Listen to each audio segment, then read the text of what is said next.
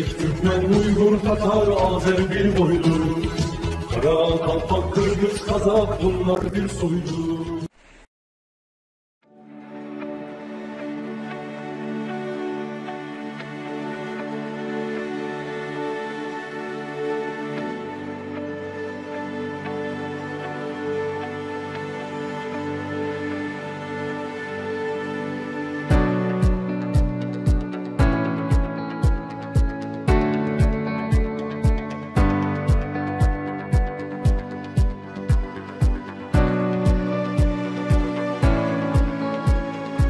С 16 января президент Азербайджана Ильхам Алиев открыл Ленкеранский региональный центр Асан Хидмет. Председатель Государственного агентства по оказанию услуг гражданам и социальным инновациям при президенте Ульви Мехтиев проинформировал главу государства о центре. Было отмечено, что Ленкеранский региональный центр Асан Хидмет построен в селе Гурумба. На отведенной под центр территории в 2 гектара созданы трехэтажное административное здание, наземная автопарковка, зона отдыха и детская игровая площадка, а также Асан-кафе, построен фонтан. Глава государства ввел Ленкеранский региональный центр Асан Хидмет в действие. Центр будет оказывать услуги около 500 тысячам гражданам, зарегистрированным в Ленкеранском, Астаринском, Лирикском и Ярдымлинском районах. В то же время территориальных ограничений в его деятельности не предусмотрено. Здесь будут работать 214 сотрудников и 40 волонтеров. Центр оснащен камерами видеонаблюдения, системой пожаротушения, централизованной вентиляционной системой, терминалами Асан Ödeniş, киосками электронной жалобы, электронного опроса и звонков в колл-центр, а также современным оборудованием.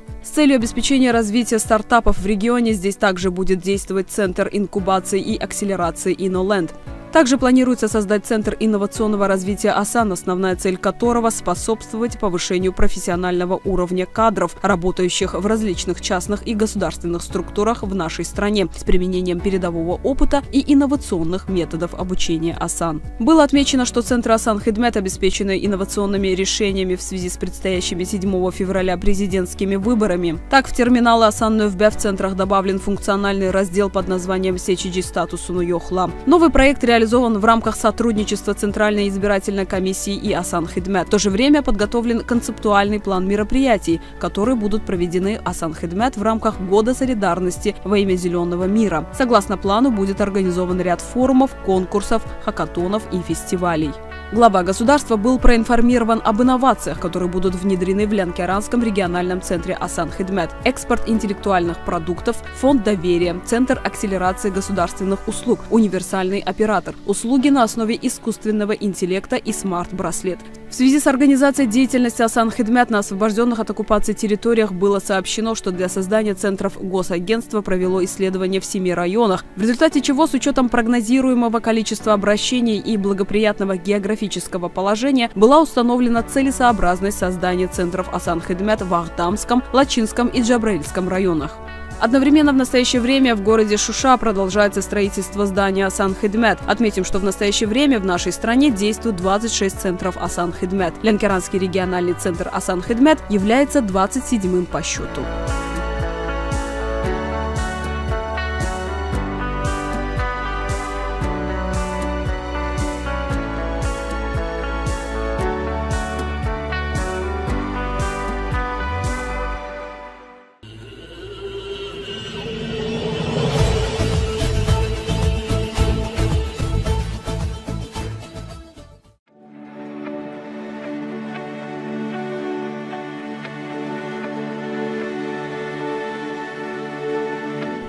С 16 января президент Азербайджана Ильхам Алиев ознакомился с условиями, созданными в построенном Министерством юстиции в Ленкеране современном пенитенциарном комплексе.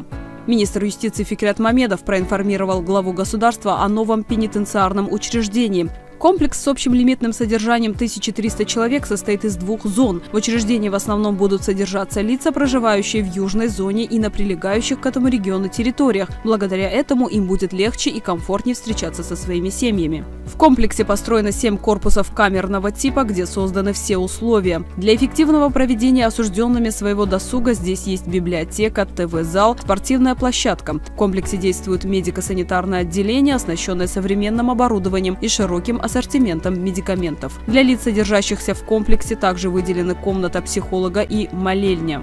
Кроме того, созданы оснащенные необходимым оборудованием специальные помещения для дистанционного участия заключенных в судебных заседаниях, телефонных переговоров, видеовстреч и встреч с адвокатами. В ходе ознакомления с комплексом главе государства была продемонстрирована установлена в учреждении служебная платформа НТС – экстренный электронный звонок в Министерство юстиции. Эта служба – инновационный продукт министерства. Искусственный интеллект, впервые применяемый в сфере госуслуг в стране, на этой платформе, визуализируя поведение человека, общается с лицом, обратившимся за услугой, и обеспечивает подготовку и подачу документов в соответствии с его желанием. Эта новая платформа уже внедряется по инициативе первого вице-президента Мехрибана Алиева в центрах ДОСТ, а также в центрах Асан Хидмет, международном аэропорту Гейдар Алиев. Запуск службы НТС в Лянкеранском пенитенциарном комплексе позволит осужденным, гражданам, приходящим на встречу с ними, а также сотрудникам учреждения воспользоваться услугами юстиции на месте. Также на территории, где расположен комплекс, для сотрудников построено 6-этажное служебное жилое здание на 30 квартир. Президент Ильхам Алиев был также проинформирован о сданном в эксплуатацию пенитенциарном комплексе в поселке Умбак и города Баку. Отметим, что строительство новых пенитенциарных учреждений в столице и регионах является составной частью коренных реформ, проводимых в нашей стране. Современные условия, созданные в этих учреждениях, служат обеспечению прав заключенных, позволяют им отбывать наказание на территории, близкой к их семьям, способствуют их реинтеграции в общество.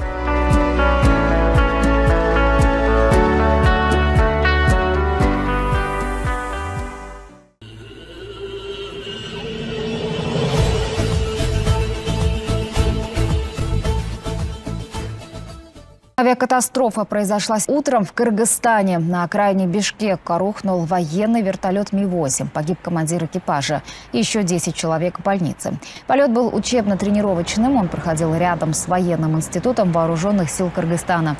Неожиданно вертолет выполнил вынужденную жесткую посадку вблизи микрорайона Достук на авиабазе Фрунзе-1. На кадрах с места крушения видно, Ми-8 развалился на части. Сообщается, что на борту находились военные летчики, борттехники и инженер. Самому молодому из них 25 лет, а старшему 58.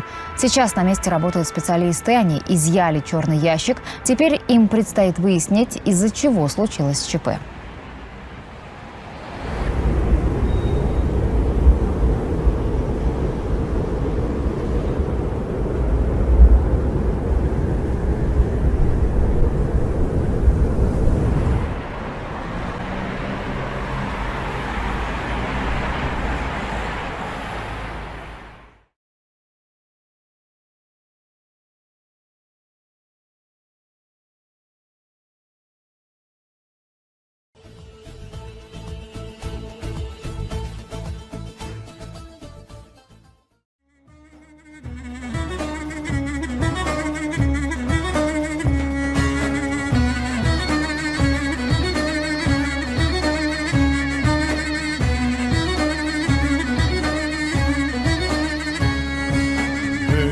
Уважаемые телезрители, как вам обещали, познакомимся с Кушадасы, курортом на западе Турции на Эгейском побережье, в 90 километрах к югу от Измира и в 71 километре от города Айдын. Он является административным центром одноименного района. Численность городского населения – 70 тысяч человек, района – около 100 тысяч.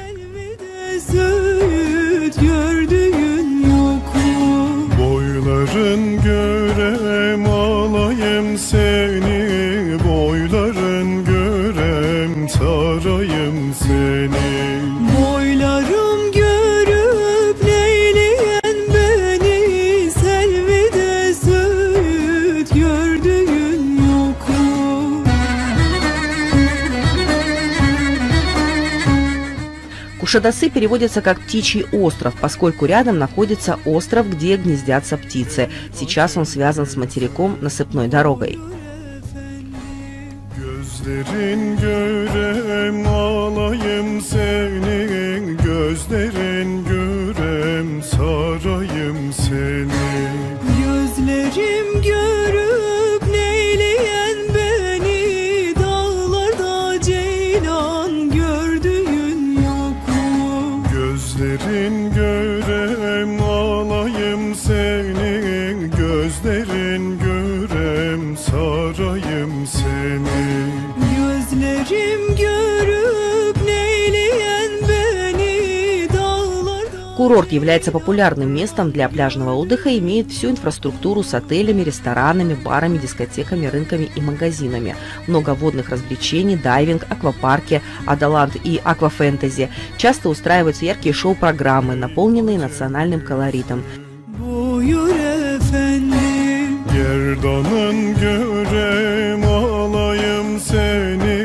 Благодаря удачному расположению отсюда можно отправиться на экскурсии в Эфес, Милет, Измир, Дидим, Пергам, Трою, Иераполис и Памуккале.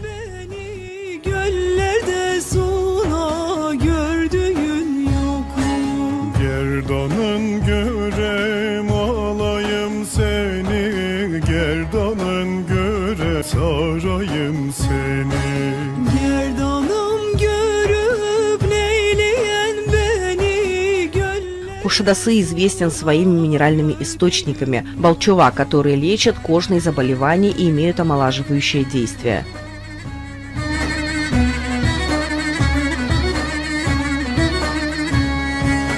Ey acem kızı, buyur efendim, dudağın görem alayım seni, dudağın görem sarayım seni. Dudağım görüp neyleyen beni, bahçada kiraz gördüğün yok mu? Dudağın görem alayım seni. История Куршадасы насчитывает несколько тысячелетий. Многие археологические находки свидетельствуют о том, что в этих краях 5000 лет назад жил народ Лелеги. С XI века до нашей эры здесь селятся первые древнегреческие племена, в IX веке ионийцы. Тогда город был известен как малозначительный порт, обслуживающий суда, плавающие вдоль побережья Эгейского моря.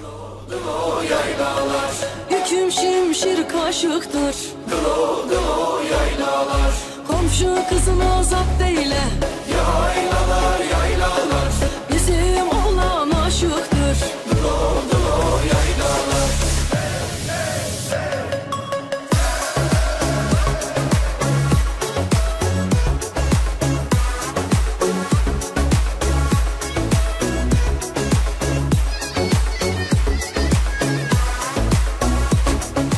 В 546 году до нашей эры его завоевали персы, а с 334 года до нашей эры Александр Македонский подчинил всю Анатолию, в том числе и это место. История круто изменилась в начале Средневековья.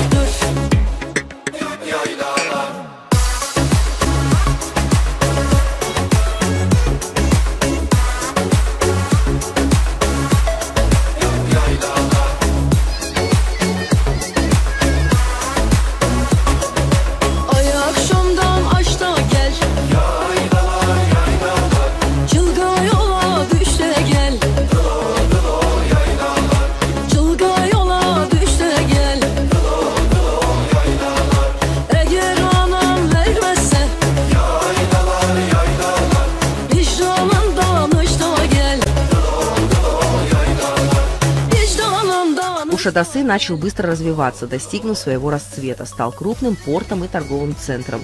Его рост продолжился и после захвата этих мест Османской империи в 1413 году. Турки построили много интересного, например, караван-сарай Мехмед Паши, сохранившийся до наших дней и являющийся значимой достопримечательностью. Nereden gelirsen balıdız. Sen git de ablan gelsin. Yaylalar yaylalar, duramıyorum yalnız. Duramıyorum yalnız. Yaylalar yaylalar.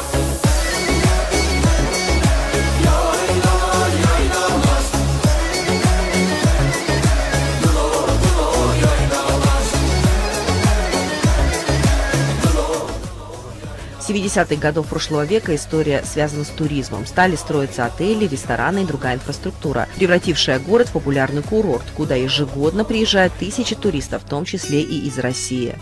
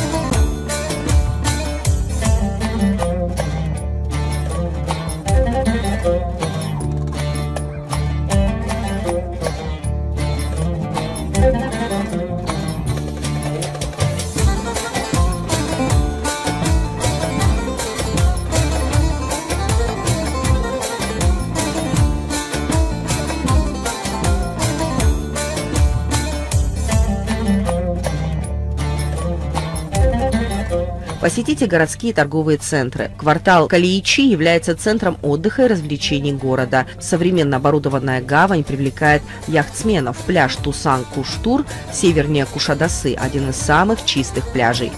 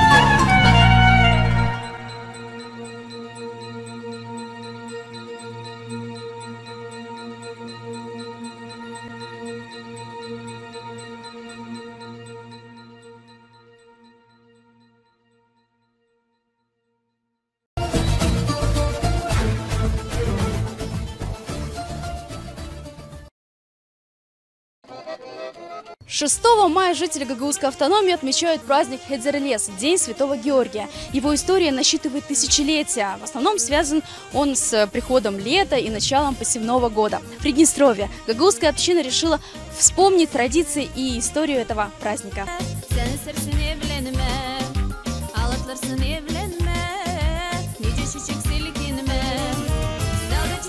Гагаузы встречают своих гостей очень радушно, тепло. Встречают они с таким специальным полотенцем «колач пешкири», что в переводе означает специальное полотенце для калача.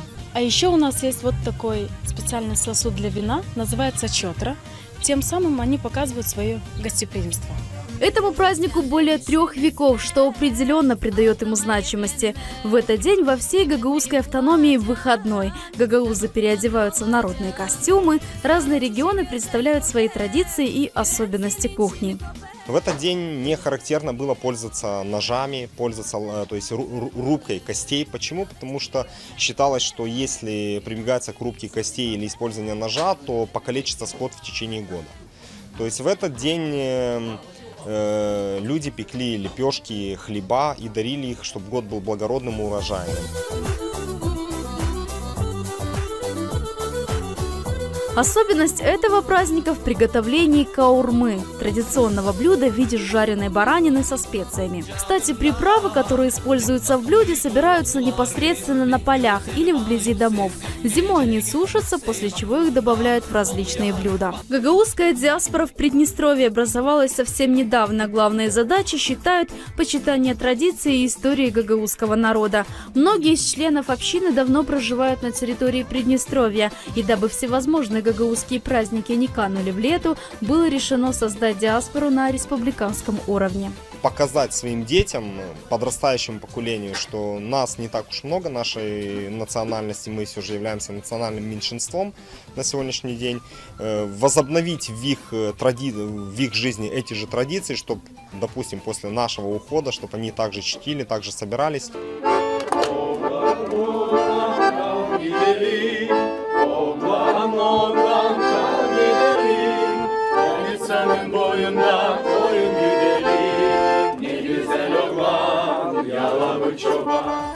Это песня, которую исполняют практически на всех праздниках, и Хедзерлес не исключение. Она называется «Аглан». В ней рассказывается, как благородный пастух любит своих животных и о доме, в котором живет он. Гагаузы считают Аглан вторым гимном. Я на таких мероприятиях практически не была. Но мне очень нравятся вот эти традиции, и вот это то, что настолько они дружны, настолько они вот все вместе. И вот это вот их эмоциональность, и веселые, все это, мне импонирует это, если честно. Потому что белорусы народ более такой, не такой веселый, в том плане, что немножечко расчетный, немножечко спокойный, немножечко холодный. Вот. Нет вот этого вот зажигающего такого огня, как у южных народов.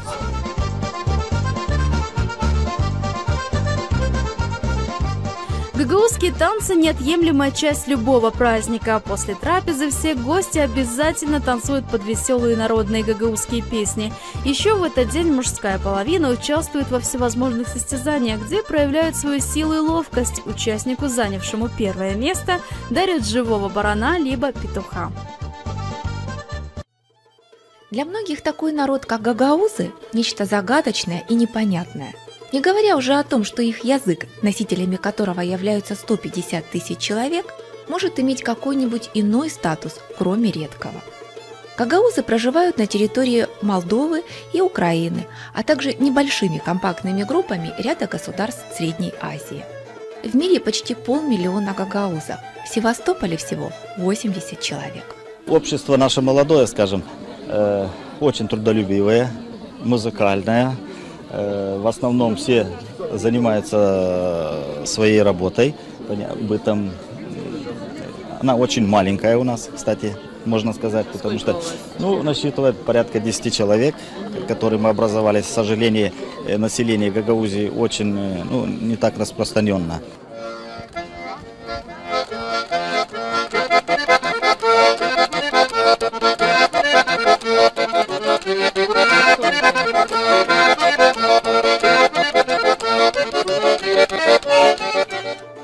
Гагаузы – потомственные скотоводы. Но на Украине и в Молдавии со временем на первый план вышло хлеборобство и виноградарство. Хедерлес – это большой праздник весны. Как говорится потомками наши, это два праздника – Хедерлес и праздники вина. Это начало года, весна, когда начинаются трудовые будни, скажем, там посев, урожай и все, лето люди трудятся. А осенью отмечаем праздник вина. Это после того, когда уже все поля убраны, урожай убран, все в порядке, все в достатке. Люди отмечают как бы благополучие года того, который как бы уже прошло. Hoş geldiniz dostlar. Buyurun bizimle ortaya. Size hepsi.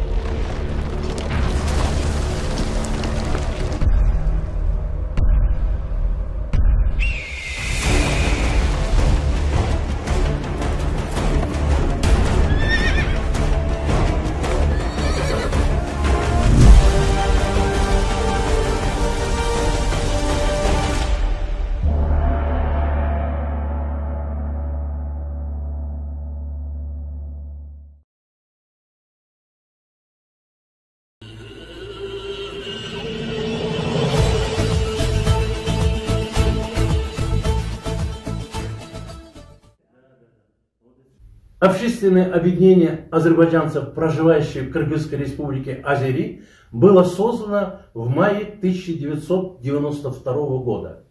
В 1994 году, как и многие другие этнические общественные объединения, Азери вошло в состав Ассамблеи народов Кыргызстана.